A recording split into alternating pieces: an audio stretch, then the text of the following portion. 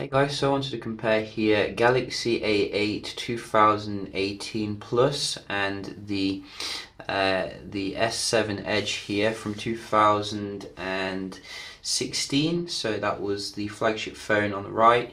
You can see they do have quite similar in terms of the size here, but the A8 Plus a little bit bigger, giving you slightly more screen real estate, which is quite nice.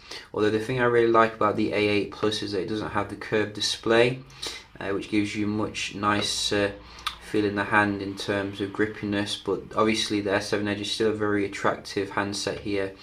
So let's just start them up at the same time. Some people have been saying the A8 looking like a bigger version of the G6, which I would agree actually.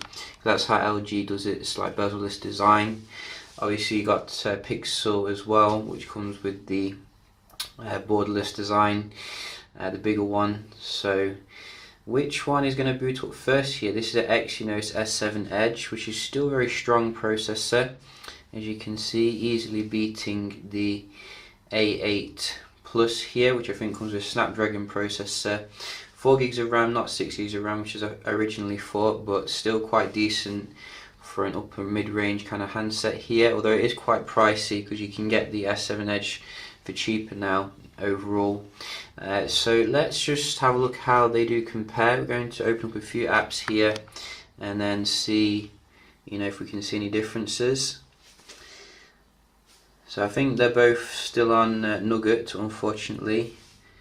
Not the quickest when it comes to updates, Samsung, but shouldn't be long now, hopefully. So we can see the Edge seems to be leaving the A8 standing in most regards, I think, if you ask me. Let's just have a look at some third-party ones. So we've got UFC,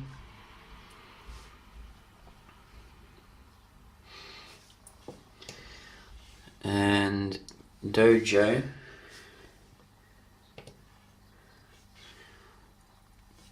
Boohoo for men, and Unidays. I'm thinking the S7 Edge here easily, at least beating the new phone on the left here, which goes to show you again, don't rule out older flagships. I mean, there's absolutely no reason to. Yes, it has an old type of charging, but you can see even today it's still a beast in terms of the raw performance. Let's just have a look at the speed here of the Wi-Fi.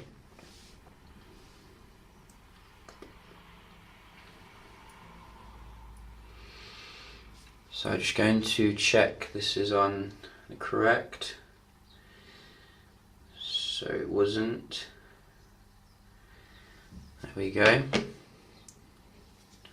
And this one.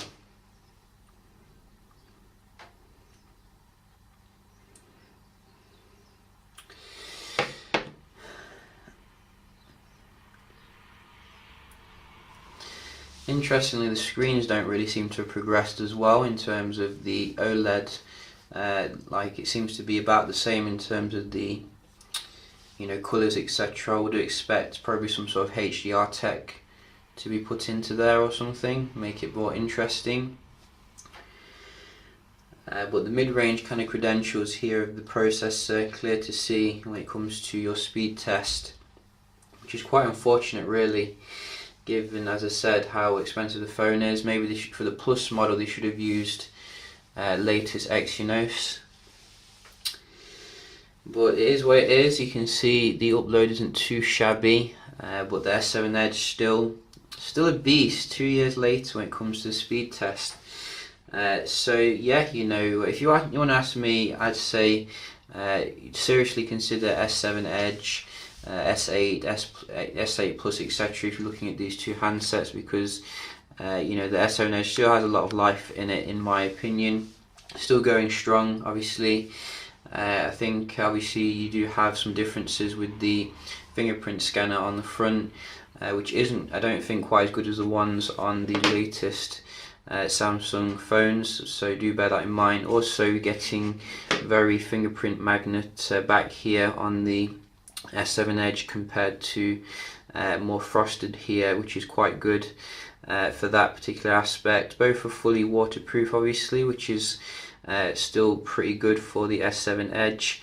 I think the camera is going to definitely be better though on the S7 Edge, because the A series seems to be very mid-range in that particular aspect. You still have a whole load of like pro modes etc that you can put on. If you want my opinion, go for the S7 Edge. That's just my honest opinion here.